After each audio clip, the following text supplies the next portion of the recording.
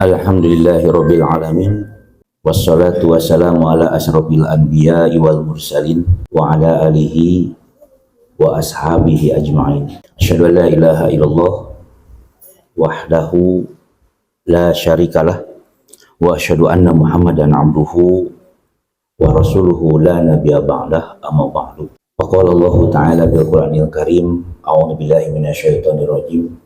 Ya ayyuhalladzina amanu taqullaha haqqa tuqatih wa la tamutunna illa wa antum muslimun. Al-ayat. Para jamaah, wabil khusus kepada calon jemaah haji yang dimuliakan oleh Allah Subhanahu wa taala, puji serta syukur kita panjatkan kehadirat Allah yang atas rahmat serta indahnya. Alhamdulillah, di kesempatan pagi hari ini kita masih diberi kesempatan oleh Allah untuk mengikuti acara manasik haji, karena kita sudah lama menunggu begitu lama, dan alhamdulillah penantian kita dipanggil juga oleh Allah. Jadi mudah-mudahan nanti pada saatnya pelaksanaan ibadah haji, mudah-mudahan kita semua dimudahkan oleh Allah Subhanahu wa taala, dilancarkan, dan tentu saja kita berharap semua kita menjadi mabrur dan mabrurah, insya Allah. Jadi makanya ada nasihat-nasihat dari para panitia di sini, harus diikuti sajalah, mau nyelakakeun, ikuti saja. Kemudian tema kita adalah kedudukan akidah dalam ibadah haji. Ibadah haji itu beda dengan ibadah yang lain. Rukun Islam kan ada 5 ya. Beda dengan sholat, beda dengan zakat, dengan saum. Kalau waktu sholat tiba, kita bisa melaksanakan ibadah sholat itu di masjid, di luar masjid juga bisa. Yang di kantor bisa melaksanakannya. Kemudian ibadah saum, waktunya tiba Ramadan, bisa dilaksanakan di rumah sendiri, di tempat lain juga bisa, termasuk juga zakat. Beda dengan haji, nggak bisa ngatur sendiri. Begitu tiba waktunya ibadah haji, harus tetap di sana. Di Mekah nggak bisa ngatur sendiri. Saya mampunya sampai Monas, nggak bisa, tetap harus dilaksanakan di sana, dan nggak bisa diganti gitu. Itu bedanya. Kemudian begitu waktu sholat tiba, pakaian yang kita pakaikan boleh pilih, boleh pakai gamis.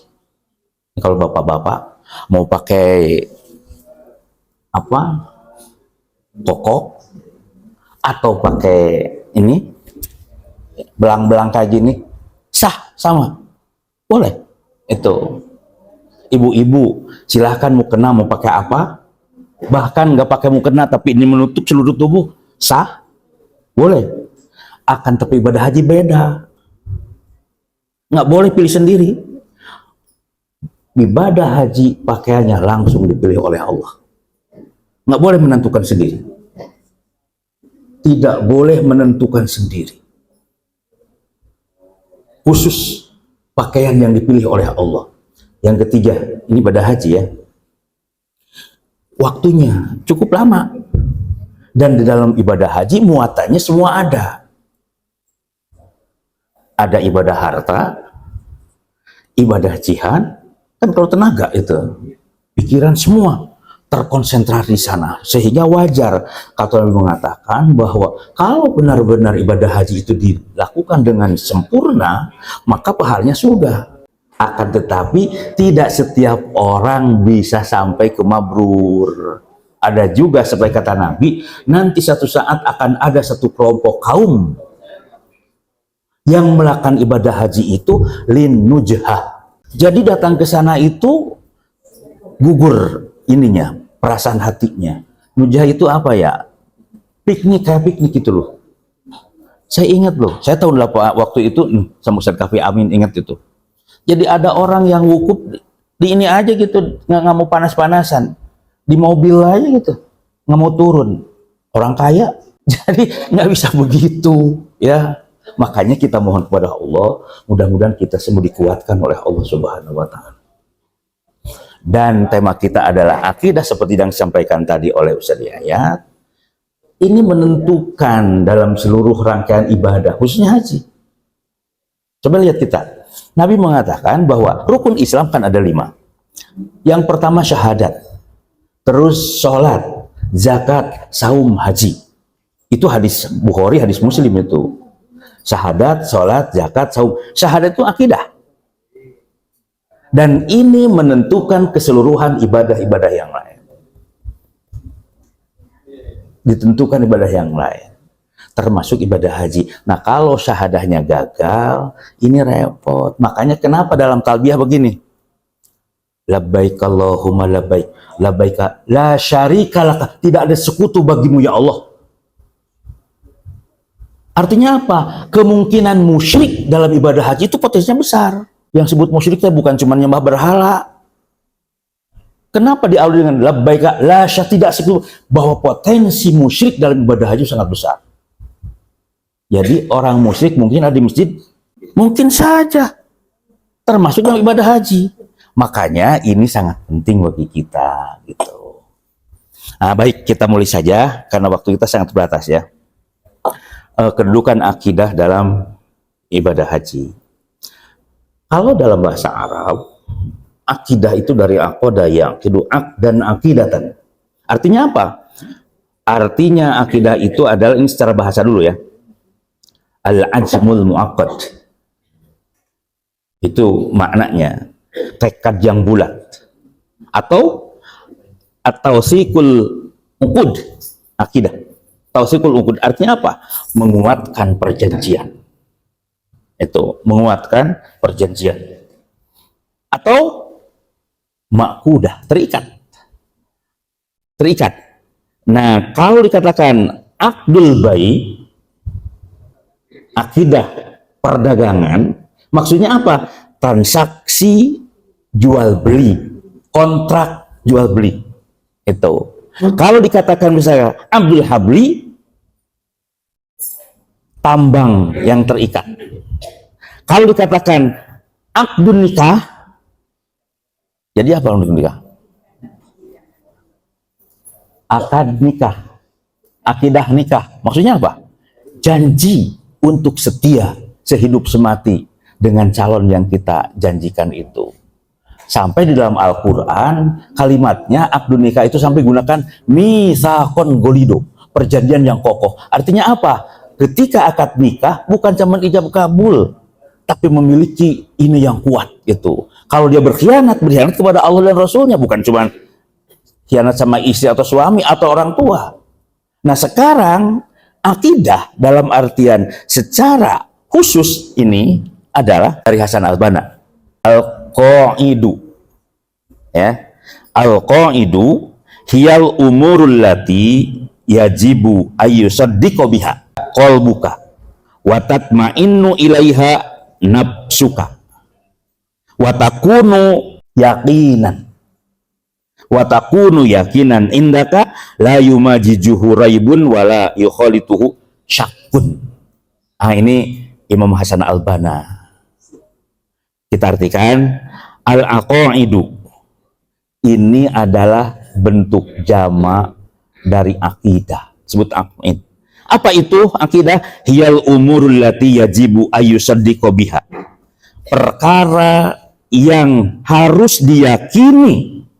Perkara yang harus diyakini. Perkara itu sehingga qalbuka oleh hati kita wa tatma'innu ilaiha nafsuka, sampai hati menjadi tenang.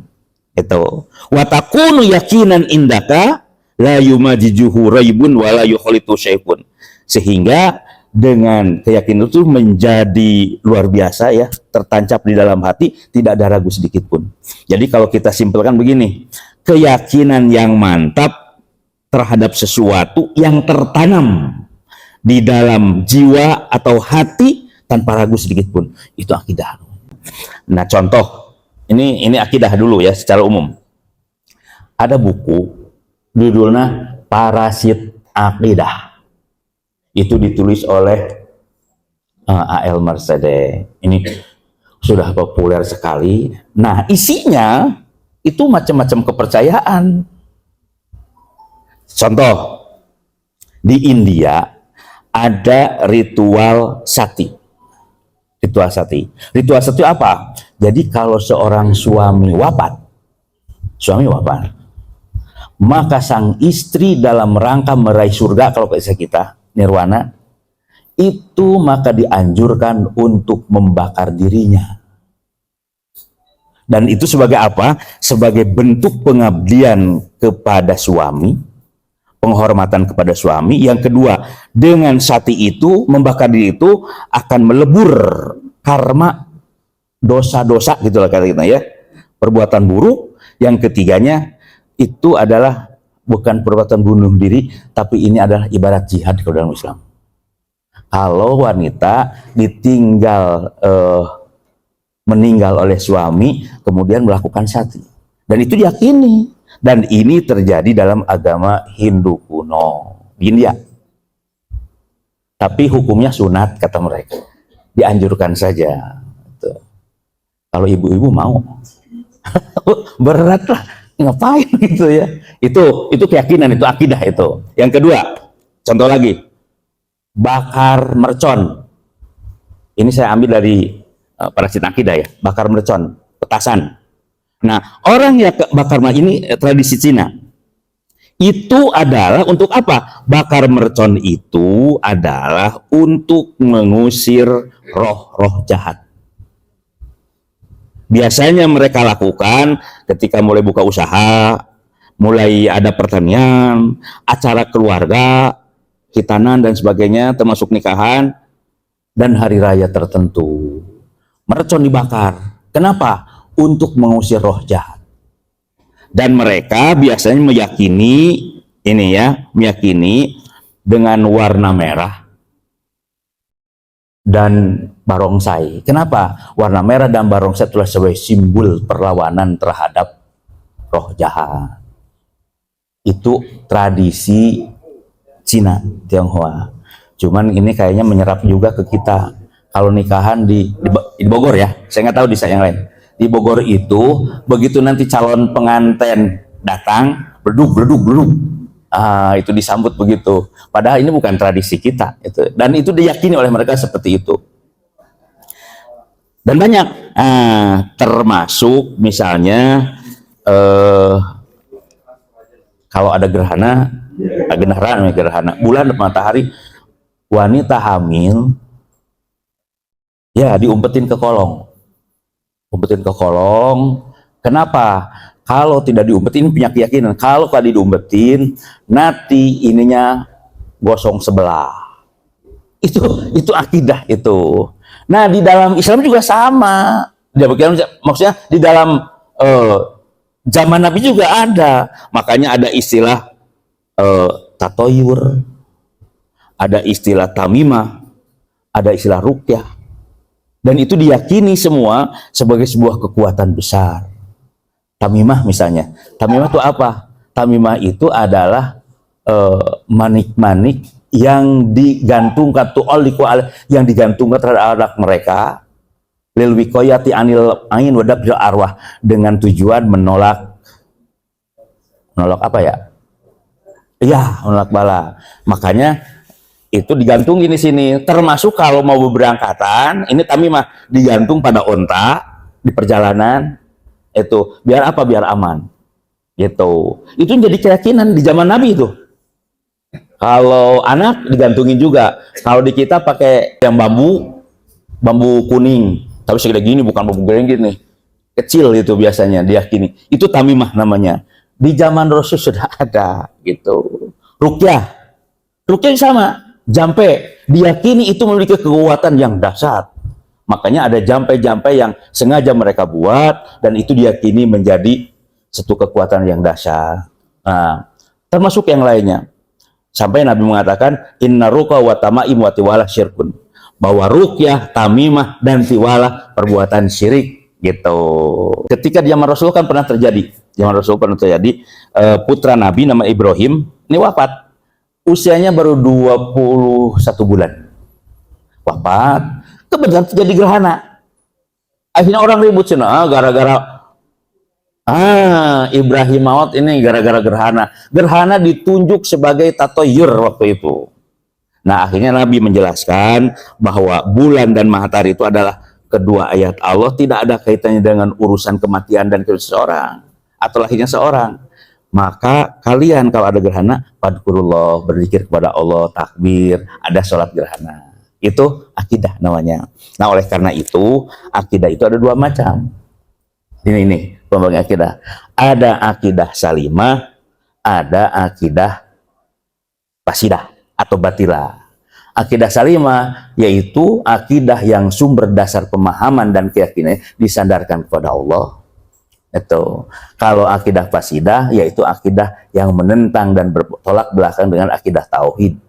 Akidah ini disebut juga dengan istilah akidah batil. Jadi ada akidah salimah, ada akidah batil. Akidah salimah apa? Tauhid. Akidah batilah apa? Akidah yang bertentangan dengan tauhid. Itu aja. Itu ya. Nah, selanjutnya halaman berikutnya pertarungan akidah. Nah, ini penting sekali. Pertarungan akidah. Kan tadi tauhid ya. Nabi begini. Jadi Nabi mengutus seorang rombongan sahabat. Diutus oleh Nabi sahabat itu. Satu saat salah seorang sahabat itu jadi imam dalam sholat, dan dia membaca setiap akhir sholatnya itu membaca qul huwallah terus begitu. Sahabat bingung, kenapa setiap akhir sholat kau membaca qul huwallah? Akhirnya datang kepada Rasulullah, ya Rasulullah, ketika kami berjamaah diimami oleh si A, dia itu kenapa selalu baca qul huwallah? Qul huwallahu ahad, Allahu samad. Maka kata Nabi, lihat kata Rasulullah, saluhu li ayyi syai'in yasna'u dzalika. Tanya sama dia, kenapa dia melakukan seperti itu? Maka para sahabat nanya ke si imam itu, kenapa sih selalu baca qul huwallah kalau dalam salat itu? Maka jawaban dia, li'annaha sifatur rahman, sebab qul huwallah itu adalah sifat-sifat Allah, wa ana uhibbu an aqra'aha biha, dan aku suka membaca surat itu karena mengandung tauhid kan, akidah. Nah, kemudian setelah itu disampaikan kepada Rasulullah, ya Rasulullah, itu jawabannya. Kata Nabi, akhbiruhu, sekarang kamu kasih tahu dia, innallaha yuhibbuhu, bahwa Allah telah mencintai dia. Al-Ikhlas, qul huwallah. Bahkan Nabi mengatakan, ini dari Abu Darda, kata Nabi, ayajitu ahadukum ayyaqra'a fi lailatin sulusal Qur'an. Apakah kalian sanggup membaca sepertiga Al-Quran setiap malam? Sahabat bingung, sepertiga dari Al-Quran dalam satu malam. Makanya mereka berkata, wa kaifa yaqra'u sulusal Quran? Bagaimana dalam satu malam bisa membaca sepertiga Al-Quran ya Rasulullah? Nabi menjawab, qul huwallahu ahad, Allahu samad.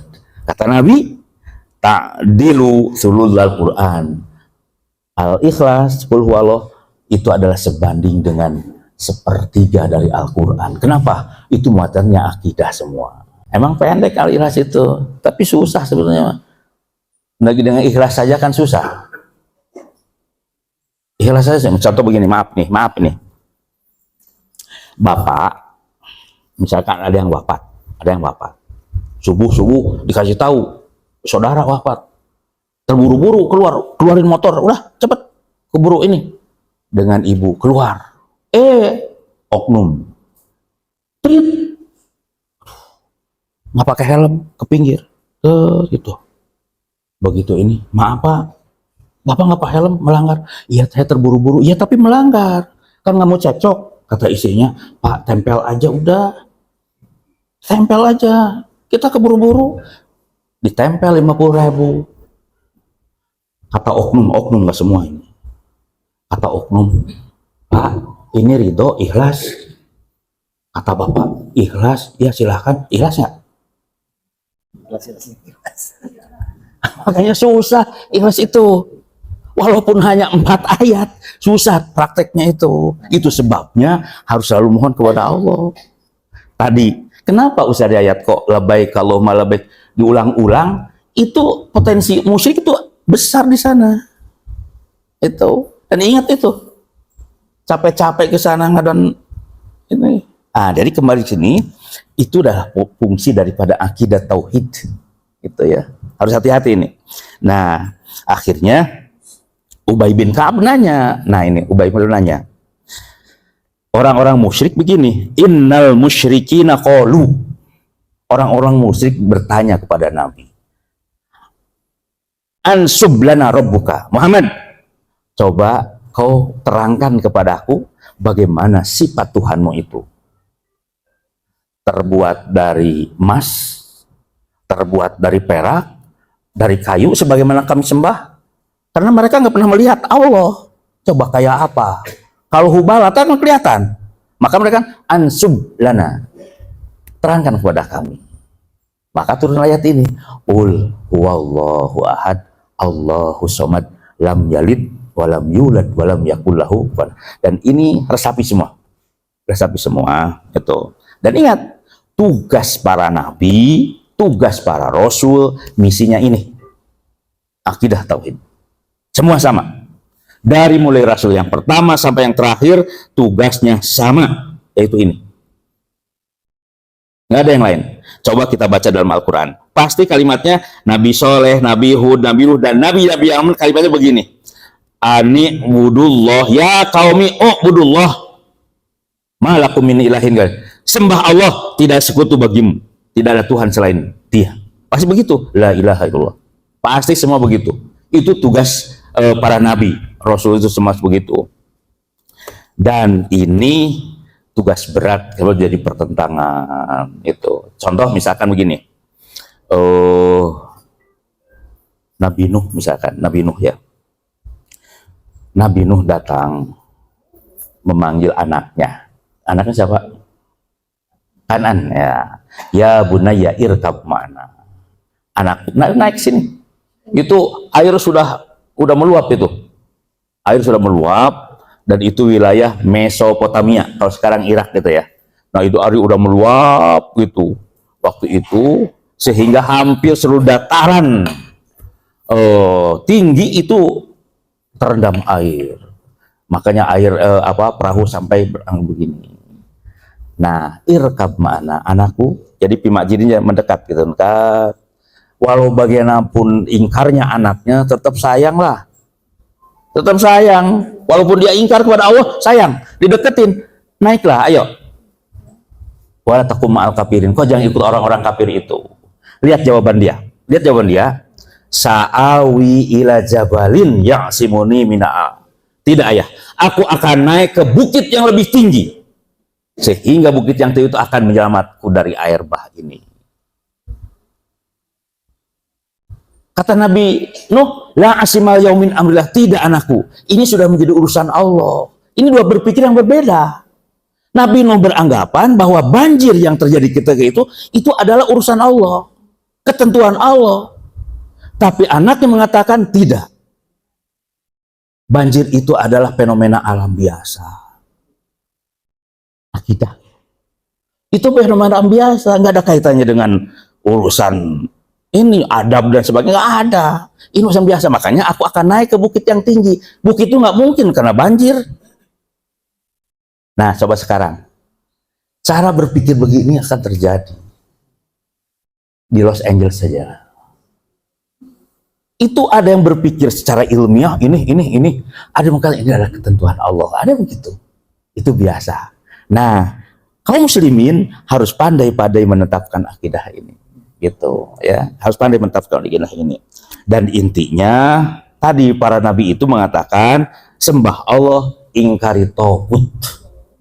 Ubudullah, sembah Allah dan ingkar pamayakfur billah, pamayakfur bi tauhid wa yu'min billah, orang yang iman kepada Allah dan kafir kepada tauhid, maka dia itu adalah termasuk mukminun gitu.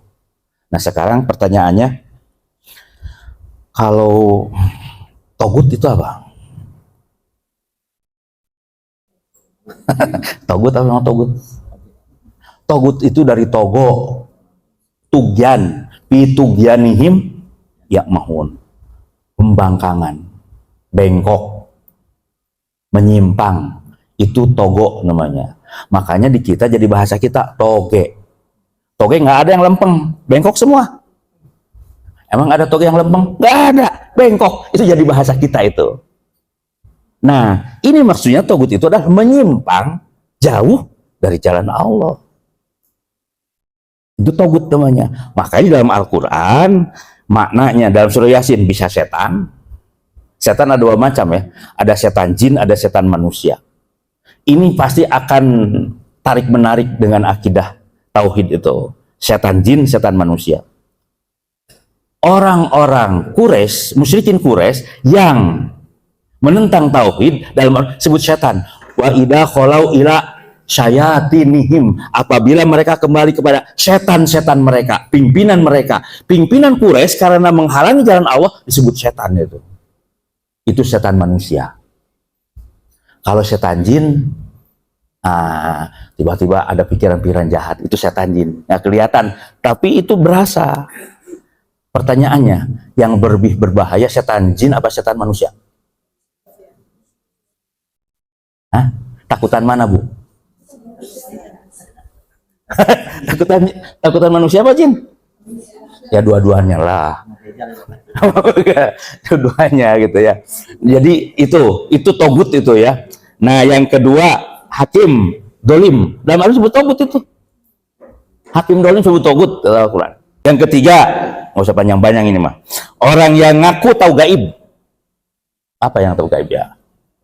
Itu sebut ya, tukang ngaramal, bakal begini itu tahu perkara gaib. Jadi padahal perkara gaib perkara urusan Allah, la ya'lamu illa, tidak yang tahu kecuali Allah. Nah, tapi ada orang yang mengklaim ngaku, itu togut itu. Ya, kayak dukun itu. Itu disebut togut.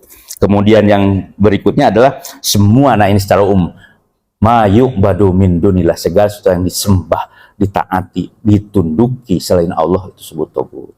Dan kita hanya tunduk kepada Allah. Itu. Dalam ibadah haji hanya tunduk kepada aturan Allah dan Rasulnya. Gitu. Nah, kita lanjut. Titik konfrontasinya, sekali lagi, titik konfrontasinya bukan pada agar percaya kepada Allah.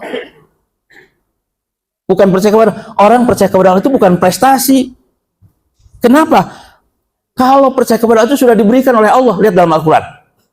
Itu ada fitrah yang langsung diberikan oleh Allah kepada setiap manusia. Maksud kullu mauludin yuladu al fitrah. Itu pasti itu. Ya. Titik konfrontasi antara Rasul dengan pembangkangnya itu letaknya pada apa? Pada penyembahannya, bukan agar percaya kepada Allah. Semua orang pasti percaya, cuman secara ketuhanan kan orang itu ada yang menyebut Allah, ada yang bukan gitu aja. Tapi dalam hatinya itu pasti percaya kepada Allah. Pasti percaya kepada Allah. Dan biasanya titik baliknya itu kalau sudah tertekan, baru ingat, nah itu ya. Komunis misalnya. Komunis itu kan mengklaim tidak percaya kepada Tuhan. Tapi dalam prakteknya, para kosmonot misalkan, itu sebelum mereka mengakhir, mereka datang dulu ke mayat pimpinan mereka di Moskow, kota Moskow itu, dan itu banyak itu kasus-kasus seperti itu ya. Jadi titik konfrontasinya itu adalah pada menyembah Allah apa bukan gitu. Orang musyrik, apa orang musyrik tidak percaya kepada Allah? Percaya dia. Sekali lagi, orang musyrik itu percaya kepada Allah. Padahal dalam Al-Quran, pertama, kalau orang melakukan musyrik, dijamin tidak akan masuk surga. Dosanya tidak akan diampuni. Yang ketiga, amalnya sia-sia. Banyak. Lebih dari 10. Lebih dari 10. Itu bahaya dosa musyrik. Nah, pertanyaannya, mereka percaya kepada Allah? Percaya kepada Allah. Lihat dalam Al-Quran. Wala in sa'altahum, kalau engkau tanya mereka, man khalaqas samawati wal ard, siapa yang telah menciptakan langit dan bumi? Mereka berkata, la yaquluna Allah. Allah. Percaya berarti. Dalam ayat lain, may yarzuqukum minas sami wal ard, Siapa yang telah memberi rizki kepada kalian dari langit dan bumi? Amma yamliku sam'a wal absar, siapa yang bisa berkuasa menciptakan pendengaran penglihatan? Dan siapa yang mengeluarkan hidup dan mati dan seterusnya? Mereka berkata Allah. Artinya apa? Secara ideologis mereka percaya kepada Allah. Lalu apa yang salah bagi mereka? Bukan pada kepercayaannya, tapi lantaran pembangkangannya terhadap perintah Allah.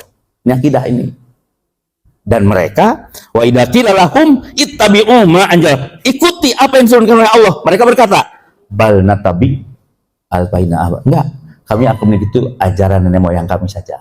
No, itu letak kesalahannya itu. Tidak mau ini, bukan tidak percaya pada Allah. Sekarang orang Yahudi, apa orang Yahudi tidak percaya? Percaya dia. Orang Yahudi sangat percaya kepada Allah. Dia yakin kepada Muhammad. Ya'rifunahu kama ya'rifuna abdahu. Mereka mengenal Muhammad seperti mengenal anaknya sendiri. Tapi kenapa orang Yahudi dikutuk, dilaknat adalah bukan pada keyakinannya. Tapi orang Yahudi itu adalah karena membangkang, tidak mau ikut ajaran Rasulullah. Iblis percaya kepada Allah? Percaya dia. Iblis sangat percaya kepada Allah. Iblis mengatakan, ini akhafullah rabbul alamin, aku takut kepada Rabb semesta alam. Itu pengakuan iblis, aku takut kepada Rabb semesta alam. Artinya yakin kepada Allah. Tapi kenapa? Nah, sekali lagi, tapi kenapa dia itu adalah ditentang, dilaknat, dikutuk oleh Allah? Bukan pada keyakinannya dia, tapi lantaran pembangkangannya terhadap perintah Allah. Mana? Usjudu li Adama. Sujud kalian semua kepada Adam. Pasajadu, semua sujud ila iblis, kecuali si iblis. Aba wastakbaro, dia menolak dan takabur, wa kana minal kafirin. Iblis lantaran menolak perintah Allah menjadi kafir. Disuruh sujud nggak mau dia. Bahkan dia berargumen, kenapa aku harus sujud sama Adam? Kan aku diciptakan engkau dari api, sedangkan dia dari tanah. Yang harus sujud, yang harus hormat itu dia pada aku, bukan aku sama dia. Itu dasar iblis itu. Tapi percaya dia membangkang. Sehingga dia mengatakan, ana khairun, aku lebih baik daripada Adam kok. Dia kan dari tanah, aku dari api, masa? Itu. Jadi iblis tuh merasa lebih senior. Merasa lebih senior. Jadi pengen dihormati terus. Kalau di kantor, ininya itu penyakit akidah itu. Nah, kembali kepada kita mah nggak begitu. Yang berakidah itu harus tunduk tadi, tunduk kepada Allah dan Rasulnya. Tunduk saja, nggak usah protes, tunduk saja itu. Kalau sekarang sama-sama kita percaya kepada Allah, ya percaya kepada Rasulnya. Kalau sama-sama membangkang, apa bedanya? Nggak ada istimewanya kita. Mendingan iblis mah sempat bidalu, nah kita ngimpi aja enggak. Makanya ini titik konfrontasi itu adalah pada penyembahan, itu pengabdian, bukan negaranya. Orang percaya kepada Allah itu bukan prestasi, itu bukan sebuah prestasi besar, itu masih diberikan oleh Allah kepada kita. Itu cuman bisa dipelihara dan mengembangkan apa tidak, gitu ya. Ini akidah. Hidup dan mati dengan akidah tauhid. Hidup dan mati dengan akidah tauhid. Ketika Allah menyebutkan wahadaina gunajdain, kami menunjuki dua jalan. Jalan apa? Jalan buruk, jalan baik. Jalan syukur, jalan kufur. Jalan ke surga, jalan ke neraka. Jalan iman, jalan kafir. Itu. Wahadaina gunajdain. Ini, nah di sini hidup kita itu disuruh milih. Mau mana kamu yang pilih? Mau iman apa mau kafir? Allah bebaskan, nggak dipaksa. Allah bebaskan. Itu. Kalau ingin selamat, ingin masuk surga, pilih iman. Kalau tidak ya terserah. Hanya kalau pilih iman, konsekuensinya apa? Harus taat. Harus taat. Kalau tidak mau taat, ya itu ke sini. Itu. Maaf, di dalam Al-Quran tidak ada aturan untuk orang kafir di dunia ya. Nggak ada. Orang kafir itu dibebaskan sebebas mau ngapain terserah. Bikin hukum sendiri terserah. Allah tidak mengikat mereka. Tidak ada dalam Al-Quran, tidak dalam hadis, itu dibebaskan seluruhnya. Kalau ingin bebas, silahkan aja jadi orang kafir. Tidak diikat sama sekali. Mau apa kayak, mau ke utara, ke selatan, mau ini, mau itu, silahkan. Dibebaskan oleh Allah. Tidak ada satu ayat pun atau Al-Quran dalam hadis dan hadis yang mengikat kehidupan mereka. Oleh Allah dibebaskan sepenuhnya. Cuman di akhirat nanti, innallaha jami'il munafiq wal kafirina fi jahannam. Mereka akan jahannam. Silahkan aja bebas. Nah, mau diatur nggak apa-apa, silahkan aja. Mau itu kayak mau apa, mau bikin apa kayak, bikin undang-undang sendiri silahkan. Dibebaskan, nggak ada ayat yang mengikat mereka. Itu bagi orang kafir. Tapi kalau sudah menjadi pilihan iman, baru diikat. Karena pilihannya iman. Kalau Anda pilihannya iman, diikat. Akidah, mengikat. Tadi, kita telah bersumpah, asyhadu an la ilaha illallah wa asyhadu anna Muhammadar Rasulullah. Artinya apa? Siap taat kepada Allah, siap taat kepada Rasul. Tuh, kalau kita pilihnya akidah. Tapi kalau misalkan yang lepas, ya terserah ente mau apa juga. Makanya ada ayat, paman sya'afal yumin, paman sya'afal yakfur. Beriman silahkan, kufur nggak apa-apa. Itu mah resiko masing-masing. Sekarang saya tanya, misalnya ada trayek Pulau Gadung Kalideres. Misalnya taruhlah mobil gitu ya, bis gitu. Bis. Kalau zaman saya mah dulu ada konekturnya. Senen bisa gitu. Misalkan di Pangkalan Asem pada calon penumpang pada berdiri semua. Mobil datang dari Pulau Gadung. Kata konekturnya, grogol. Nah, sekarang saya tanya, apakah semua calon penumpang ini dipaksa suruh naik? Kata konektur, grogol, senen. Apakah penumpang yang di pinggir jalan dipaksa suruh naik? Tidaklah. Oh, naik silahkan, nggak juga apa-apa. Kan begitu. Mau naik silahkan, nggak naik juga nggak apa-apa. Cuman kalau dia naik, resikonya harus bayar. Kalau tidak mau bayar, jangan naik. Sekali lagi, kalau mau naik, wajib bayar. Kalau tidak mau bayar, jangan naik. Anda sekarang suruh iman atau suruh menjadi muslim, dipaksa? Enggak. Mau iman, mau muslim juga terserah. Dibebaskan, terserah. Cuman kalau sudah masuk iman, masuk muslim, ada kewajiban. Kalau tidak mau melakukan kewajiban, misalkan ini, ada bapak-bapak, gadung, atau misalkan Senen, grogol, naik bapak-bapak. Begitu duduk, konektor muter, tolong Pak ongkosnya, tidak ada paksaan. Boleh begitu? Tidak ada paksaan. Ngapain naik kalau berani bayar? Kita juga nggak dipaksa. Lah ikrah fidin, nggak dipaksa kita. Cuman kalau sudah masuk, ada kewajiban. Kalau sudah tidak sanggup, mana? Terserahlah. Mau berhenti apa? Jadi ini iman itu.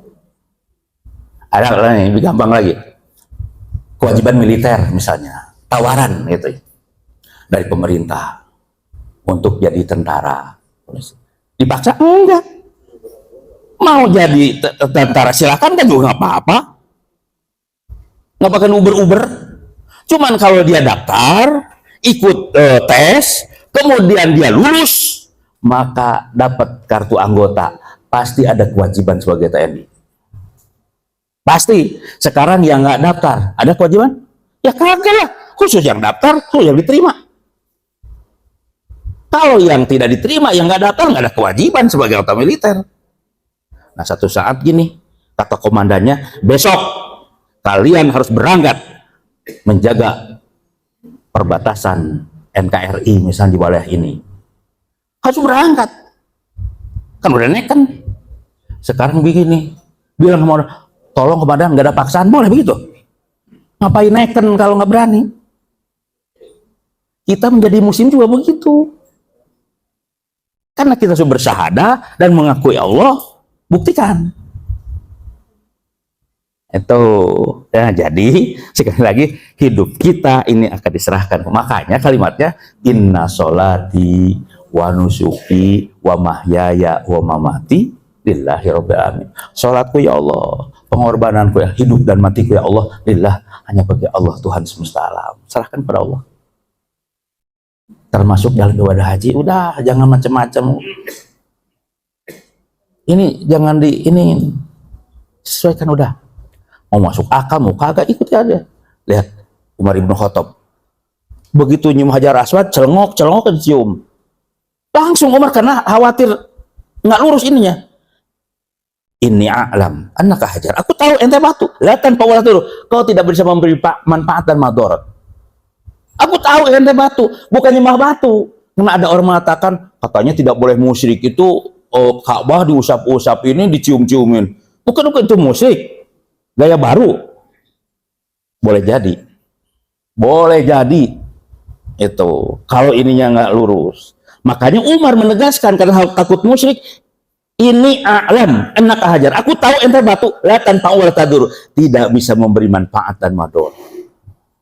Seandainya aku tidak melihat Rasul yuqabbiluka, menciummu, maka batuka, aku tidak akan pernah menciummu. Kenapa dia mencium Hajar Aswad? Karena Nabi mencontohkan begitu.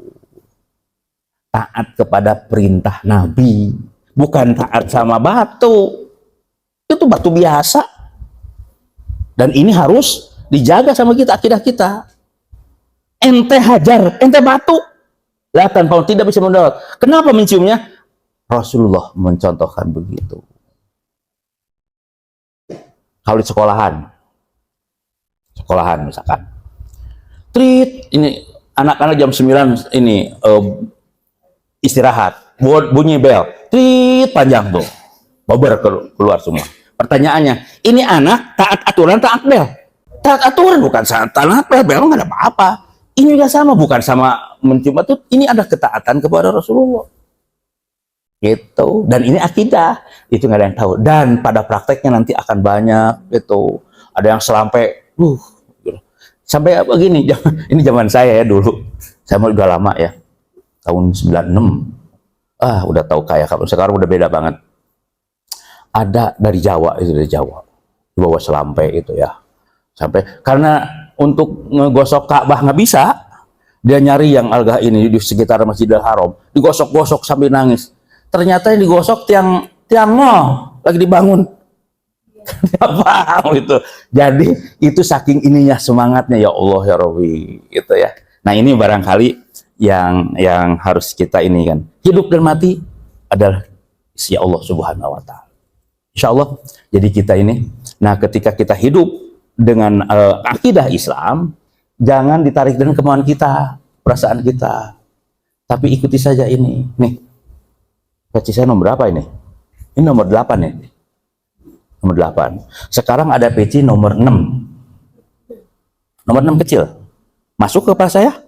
Kagak loh. Nggak masuk. Pertanyaannya, yang dirombak pecinya kepala? Hah? Kepala diparut? Masa kepala diparut? Kita dengan akidah tuh jangan ditarik dengan kemauan kita. Itu amrunan Allah saja, ikuti. Makanya kalau kesinggung, perasaan ngaji di situ nyindir gue melulu, telan.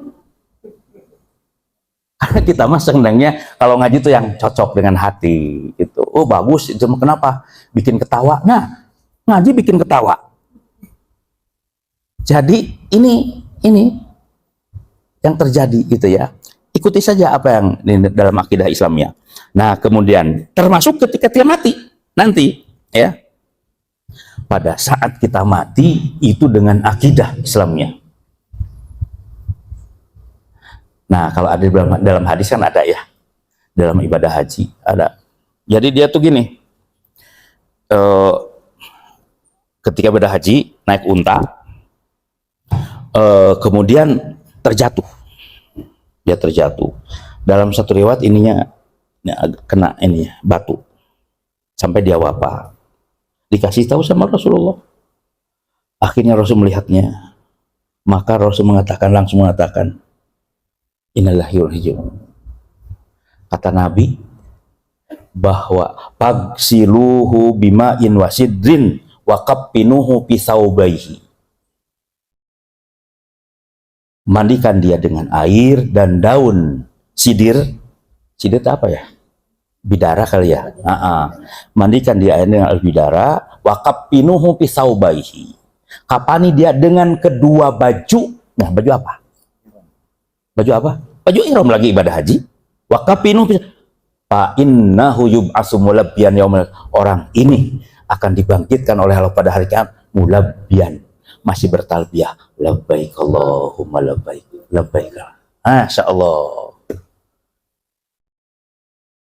Jadi andaikan kita ini misalkan selamat, ya alhamdulillah. Kalaupun harus di sana, insya Allah itu nggak usah takut. Di sini udah takut mati, di sana sama aja mati mau di sana sini juga itu. Bahkan boleh jadi di sana ini. Ya kalau kembali ke Quran, alhamdulillah. Tapi intinya apa? Yang dijaga akidahnya gitu ya. Yang dijaga itu akidahnya. Nah, mati kita insya Allah. Nah, mati kita nanti cuma dua macam. Ingat, ini ada yang mati dalam akidah Islam, ada yang tidak. Nah, ini harus hati-hati. Makanya kematian kita ada almarhum, ada almarhum. Ini akidah nih. Ada yang mati dirahmati Allah, dilaknat oleh Allah. Ada yang sul khotimah, ada yang husnul khotimah. Dan Nabi menyebutkan, kullu abdin yub'atsu ala ma mata alaihi. Setiap hamba nanti akan dibangkitkan oleh Allah sesuai dengan keadaan mati. Akan dibangkitkan sesuai dengan keadaan matinya. Ada yang mati musyrik, ada yang mati dolim, ada yang mati fasik, ada yang mati muslim. Kalau kita dimatikan dalam keadaan apa? Itu sebabnya Al-Quran mengatakan wala tamutunna illa wa antum. Jaga akidah kita. Jangan pernah ditukar dengan apapun. Akidah kita mohon kepada Allah agar tetap di jalan Allah Subhanahu wa taala. Nih. Nabi ditanya, "Ya Rasulullah, ayul mu'min aqyas?" Kalau mukmin yang cerdas seperti apa? Jawaban Nabi, aksaruhum lil maut dzikran wa ahsanuhum lima ba'dahu. Orang yang banyak ingat mati dan menyiapkan bekal terbaik setelah matinya. Ingat maut. Jadi tadi apa yang diingat kematiannya? Mati cuma dua macam. Ada dalam akidah Islam, ada yang tidak. Ini harus hati-hati, itu ya. Harus hati-hati. Yang keduanya, mempersiapkan bekal terbaik itu apa? Iman dan amal soleh. Bukan yang lain. Iman dan amal soleh. Coba, Ibu, Bapak nanti mungkin akan di sana akan ketemu makam Utsman bin Affan. Utsman bin Affan itu, maaf nih, Utsman bin Affan itu salah seorang sahabat Nabi yang dijamin musuh. Dia lewat ke makam. Begini aja dia. Diri, lihat pemakaman berdiri. Dia berderai air matanya. Hatta ya bulalih ya tahu. Air matanya berderai, membasahi seluruh janggutnya. Lalu Utsman ditanya, Utsman, kenapa Anda berdiri lama dan menangis seperti itu? Apa sebabnya? Dalam hadis Nabi, al-qabru awwalu manzilin min manazilil akhirah. Kuburan ini salah satu tempat di antara tempat-tempat menuju akhirat. Fa inna zaminhu wa ma ba'dahu ais. Orang yang selamat di sini akan selamat seterusnya. Wa ilam yanju, tapi kalau celaka di sini akan celaka seterusnya. Aku takut, kata Utsman. Aku takut kalau aku tempat ini tidak memiliki bekal yang cukup menghadap kepada Allah.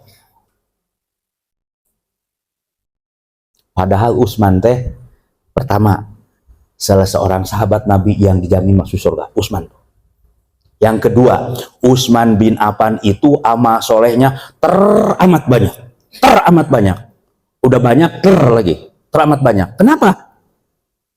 Yang seorang sahabat Nabi yang punya rekening abadi, Utsman bin Affan.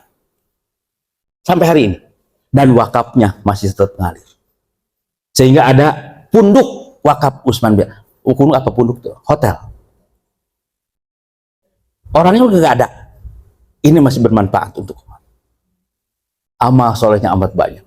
Yang ketiga, dosa-dosanya diampuni oleh Allah Subhanahu wa Ta'ala. Tapi begitu dia lewat makam, dia menangis terseduh-seduh ketika ditanya, kenapa Anda menangis seperti itu? Aku takut kembali kepada Allah, tidak memiliki bekal yang cukup. Nah, balik sama kita sekarang. Siapa di antara kita yang jamin masuk surga? Siapa? Surga kita remeng-remeng. Surga kita remeng-remeng. Amal soleh? Jangan-jangan pas-pasan. Mending pas-pasan tekor. Amal soleh tekor. Dosa? Ya Allah. Nah, ibadah haji harus hati-hati. Ibadah haji harus dijaga dengan baik. Itu akan mencakup seluruhnya itu. Kita menunggu sudah lama begitu, ya. Jadi ini akidah harus benar-benar jaga. Jangan sampai terpleset sedikit pun itu, ya. Dan ingat, yang bermanfaat nanti itu cuman itu. Iman, amal soleh. Kan dalam Al-Quran begitu. Lantugnya anhum amwaluhum wala'ul. Tidak ada gunanya harta mereka dan anak mereka. Kecuali harta yang diinfakkan, anak bisa mendoakan orang tuanya. Kecuali kalian pulang kepada Allah, membawa iman dan amal soleh. Itu. Di dunia mah nggak ada yang dibawa. Ini, akidah yang persiapkan. Coba, Nabi berdiri begini. Dimakamkan. Istaghfiru li akhikum. Kalian mohon kepada Allah untuk saudara min. Wasallallahu tasbita. Dan kalian mohon kepada Allah agar dia diberikan ketetapan hatinya. Fa innahul an yus'al. Sebentar lagi saudaramu akan ditanya. Ditanya apa? Dunia. Agama kita. Yang bisa jawab, yubsahulahu fi qabrihi. Allah akan luaskan di alam kuburnya. Dalam hadis lain, yuwanaru akan diberi cahaya. Yang bisa jawab. Yang tidak bisa jawab, malaikat pegang gendir kiri kanan. Wa yudribu min troqin min hadid. Ini kuping kiri, kuping dikelepok. Plok. Payasihu soehatan. Begitu dikelepok, dia berteriak dengan satu kali teriakan. Dan satu kali teriakan ini terdengar oleh seluruh makhluk di jagat raya ini, ila sakalin, kecuali jin dan manusia. Makanya kenapa di dalam sholat, dalam tasyahud, tahiyat, sebelum salam ada doa. Allahumma inni a'udzubika min adabi jahannam wa min dahsyat. Nggak percaya, maut dulu. Itu terjadi. Itu. Nah, pertanyaannya, kalau kita balik bisa jawab? Tergantung iman kita dan amal kita. Makanya harus hati-hati. Itu. Mati, hidup dengan akidah Islam, mati dalam akidah Islam. Jangan pernah tergoyahkan. Ar-Rajal bin Unfuah. Siapa dia? Hafid Quran. Ar-Rajal bin Unfuah, hafid Quran dia. Karena dia hafid Quran, Nabi sering mengutus dia berdakwah ke sana kemari. Sering berdakwah ke sana kemari. Diutus oleh Nabi. Namun satu saat Nabi bilang begini, lagi ngumpul begini. Akan ada di antara kalian nanti pada hari kiamat dibangkitkan oleh Allah gigi gerhamnya segede gunung Uhud. Sahabat terperanjat. Karena Nabi itu berbicara di hadapan para sahabat senior. Akan ada di antara kalian nanti dibangkitkan oleh Allah gigi gerhamnya segede gunung Uhud. Yang akan membengkak dalam neraka itu orang-orang kafir. Tapi kenapa Nabi bicara di hadapan sahabat-sahabat senior? Semua ketakutan. Sampai akhirnya seorang demi seorang yang hadir ketika itu wafat mati syahid. Yang tersisa tinggal 2 orang. Siapa? Abu Hurairah dan Ar-Rajal bin Unfuah. Abu Hurairah ahli hadis. Ar-Rajal hafid Quran. Ahli Quran. Yang nggak bisa tidur Abu Hurairah. Dia mah hafid Quran pasti masuk surga. Ketakutan Abu Hurairah. Seiring dengan berjalannya waktu, maka Rasul wafat, kepemimpinan diganti oleh Abu Bakar As-Siddiq. Nah, di sini mulai teruji ke akidahnya. Terjadi pemberontakan Nabi palsu yang dipimpin oleh Musailimah Al-Kadzdzab untuk menjalankan misi ambisinya, kekuasaannya. Maka Musailimah Al-Kadzdzab mencari orang-orang yang bisa dibayar. Berusukan dia sana kemari, menebar. Ditawarilah sang hafid Quran, mau nggak ikut gue? Mau nggak? Nih jabatannya. Ternyata Ar-Rajal bin Unfuah terima tawaran Musailimah Al-Kadzdzab itu, sehingga dia pindah kubu.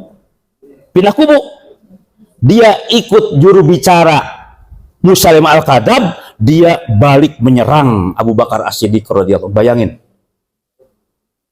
akidahnya pindah, dia balik menyerang Abu Bakar As-Siddiq sampai akhirnya dia mati dalam keadaan munafik. Kata Abu Hurairah, oh kalau begitu yang dimaksud oleh Nabi gigi gerham segede gunung si Rajal kalau begitu. Kenapa? Dia telah mengorbankan akidah tauhidnya dengan dunia. Ada Ar-Rajal di kita. Itu sebabnya kenapa ada doa ya muqallibal qulub, biarkan tetap hati kita dalam agamamu ya Allah, biarkan akidah kita tetap terbawa sampai mati, jangan pernah goyah sedikit pun. Itu mudah-mudahan terbawa sampai akhirat nanti. Dan ketika kita wafat kan ditalkinkan la ilaha illallah, bukan yang lain. Itu ya, itu. Nah, kemudian yang berikutnya akidah dan ibadah haji.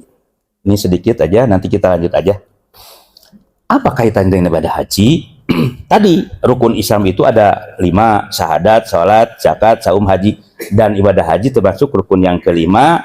Dan ingat, rukun-rukun berikutnya setelah syahadat itu sangat ditentukan oleh 2 kalimat syahadat. Gitu. Ibadah itu makbul dan tidak makbul itu adalah iman. Iman itu yang menentukannya. Nih dalam Al-Quran, man amila solihan min dzakarin aw unsa wa huwa mu'minun. Barang siapa yang melakukan amal soleh, baik laki-laki ataupun perempuan, wa huwa mu'minun, dan dia beriman, falanuhyannahu hayatan thayyibah, kami pasti akan memberikan kehidupan yang baik bagi orang itu, walanajziyannahum ajrahum bi ahsani ma kanu ya'malun, dan aku akan memberikan pahala terbaik dengan perbuatan amal mereka. Kalimatnya mu'minun kalau beriman. Tapi kalau misalnya amal tidak beriman, walladzina kafaru a'maluhum kasarobin biqi'atin. Orang-orang kafir yang nggak beriman, maka amal mereka bagaikan fata morgana. Makanya harus dasarnya iman.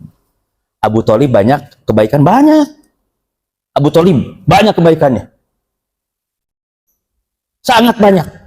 Bahkan salah satu di antaranya kebaikan Abu Thalib, ketika Nabi mau dibunuh, yang pasang badan Abu Thalib. Kata Abu Thalib, sebelum kalian membunuh keponakanku, nih, langkahi dulu mayatku. Itu Abu Thalib itu. Tapi dia tidak mau ikut Rasulullah. Ketika sakaratul maut, maka Nabi mendekati Abu Thalib. Ya ammi, qul la ilaha illallah ahadulaka inda rabbi. Paman, ucapkan la ilaha illallah ahadulaka inda rabbi. Aku akan berhujah di hadapan Allah dengan kalimat itu. Paman belum sholat, paman tidak masuk Islam, katakan yang terakhir, la ilaha illallah. Aku akan berhujah di hadapan Allah dengan kalimat itu. Abu Thalib cuma begini. Sampai akhirnya Abu Thalib tidak mengatakan kalimat tauhid, maka Nabi berduka. Dalam sejarah disebut Amul Huzni, tahun duka cita dalam sejarah itu. Kehilangan orang yang melindungi dakwah. Pertama, kehilangan yang disebut Amul Huzni, kehilangan Siti Khadijah. Siti Khadijah, istri yang paling setia itu Siti Khadijah itu. Istri yang paling setia istri Nabi itu adalah Siti Khadijah. Sampai kalau tidak ada perintah untuk menikah lagi, Nabi susah move on dari Khadijah. Ingat terus Siti Khadijah itu. Padahal gantinya Siti Aisyah, lebih bahaya nol, lebih enggak itu Nabi itu. Kenapa? Itu melindungi dakwah, membantu Nabi luar biasa. Sampai maaf ketika disingip kan diboikot Rasulullah. Ini sampai kelaparan, Nabi diganjel ini pakai batu. Begitu ruku, kerekak, kerekak, kerekak, kerekak. Ditanya, apa ya Rasulullah? Aku menahan lapar. Siapa yang ini? Siti Khadijah. Padahal dia pengusaha dia, tapi dia tetap setia kepada suaminya. Yang kedua Abu Thalib. Abu Thalib. Nah, Abu Thalib itu, dia itu adalah melindungi dakwah Nabi, kehilangan, maka waktu itu dia tetap menolak. Lalu ditanya kebaikannya, bagaimana dengan amal Abu Thalib? Nabi begini, "Na'am, wajadtuhu fi gomartumin." Ya, aku dapati dia dalam api neraka. Cuman Pak akhraja ila dodohin, aku angkat derajatnya hanya sampai ini nih, apa begini nih, mata kaki saja. Kalau orang Sunda bilang kekeceperkan, nah, itu nggak ngeredep itu. Akan tapi di sini belekek belekek belekek. Akidah itu. Makanya sekali lagi kita mohon kepada Allah, mudah-mudahan akidah kita senantiasa dijaga oleh Allah Subhanahu wa taala. Dan kaitannya dengan ibadah haji apa? Nah, ini ada ini nanti. Pertama, nanti pada pertemuan berikutnya saja. Pertama ilmu. Ini dari sekarang aja. Ilmu. Yang kedua ikhlas. Ini harus jaga, ini akidah. Yang ketiga muwafaqah, sesuai dengan tuntunan Rasulullah. Ibadah haji ya, khusus ibadah haji. Ilmu, kemudian muwafaqah, sesuai, dan yang ketiganya adalah apa tadi? Ikhlas. Iya, tiga. Ini tiga. Dan insya Allah barangkali nanti kita akan bahas. Nah, seperti sini nih, ada hadis mengatakan, ya'ti 'alan nasi zamanun yahujju agnya'uhum linnujah, tuh, gitu ya.